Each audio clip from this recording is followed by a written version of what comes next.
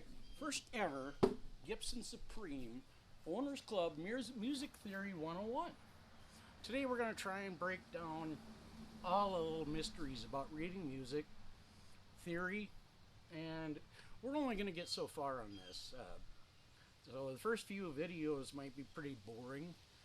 I got to break down all the way back to the beginning for some guys, and I don't know where y'all sit. So we're just going to start at the beginning in this, and we're going to work our way through. I do have a few rules. Number one, there's no dumb questions. If I see somebody writing, that's a dumb question, I'm going to be pissed.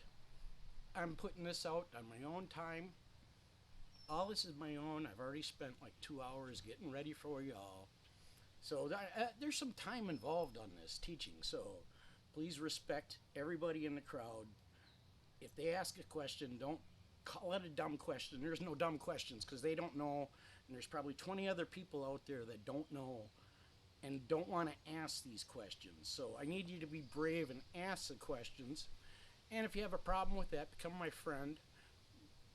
Personal friend on my homepage, and you can PM me, and we'll discuss it, and I'll put it out there without your name or anything out there. I'll write the question down and the answer down so everybody can see these questions and answers. Number two, I don't mind being corrected. I'm not a professional teacher. I went through 2 years college for music theory. I was trying to become a good college music teacher. I met my wife, got married, and I was making like $6 an hour, and she was like $5.50 an hour, which was minimum wage at the time. And we made too much money, so my grants got cut off. So I went back and went to some more school and became an electrician at that point. And just used my music theory in my live band that I have. Alms for the Poor, by the way. I would appreciate you all to go to my page and like that, because I get money when I go out for more people and more likes. They like seeing that at bars, and I get hired that way. So please go to my Alms for the Poor page and hit the like button. I would really appreciate that. Okay, on with the lesson. First we're going to start talking about basic music and what the notes are. We're going to find out what these things are all involved that I'm showing you here. So let's start off here with the treble clef right here, this little G looking dude. He's a G looking dude, and we call him a G clef. He's also known as a treble clef. And right here where this two lines, all these lines meet, that's your G line, that's your G note on your guitar. And we're going to start this off just a little different too, because I'm jumping around a little bit from conventional theory. I'm trying to teach guitarists a little theory that's applicable. And that took me a long time because I didn't have anybody teaching me this. So I hope I don't fall flat on my face on this while I'm doing this. So if I do, bear with me. That's where I don't mind being corrected. Just be respectful with me, and that was rule number 2. Rule 3, please participate. If you're watching these lessons, you're getting something for nothing. I'm not charging you. It's all my free time. Please add to it. It makes this club really good if we have to and from. Plus, I'm going to learn from this because I got guys out there that know way more chord theory than I do. I'm going to teach you the basics, and these guys are probably going to take off with it. So when you see their comments underneath me, man, we got some smart guys that have some awesome guitars in this group. And a lot of guys with a lot of experience like myself. I have 39 years playing guitar plus 2 years college. I'm bound to have a few good chops behind me. Plus I've been running a rock band, my own band. I've been running for 10 years, and I've been in many rock bands. I've played for crowds of over 25,000 people at jazz ensembles in college jazz bands. As a matter of fact, the very first time of that, I'm surprised I didn't soil myself. I was so nervous. And now I go up on stage, after being in through those big audiences, I'm playing in little bars now. It's like stage fright is long gone.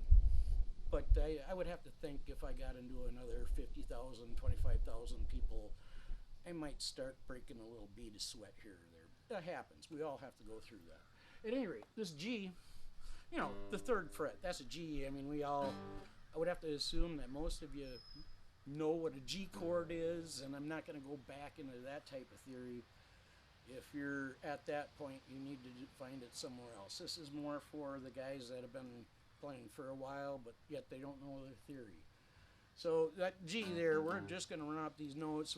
We know that's an open E, F, G. And of course, in between, we have what's called an F sharp or a G flat and a A. I'm assuming you all know these first, actually, the last 6 strings, because we're going to count this as 1, 2, 3, 4, 5, 6, going up the neck that way, because these same 4 strings right here are good for the same bass guys. They're just 1 octave lower. They're the same exact string. So once I teach you the scales, you can use it on a bass, you can use it on a guitar. They are exact instruments. They're just played and differently, and they're definitely felt differently. If you've never picked up a bass as a guitarist, I strongly suggest trying it, because it puts you more in tune with the bass player, and vice versa with the guitar. But I have a feeling all of you guys owning Gibson Les Paul Supremes and expensive guitars know this already.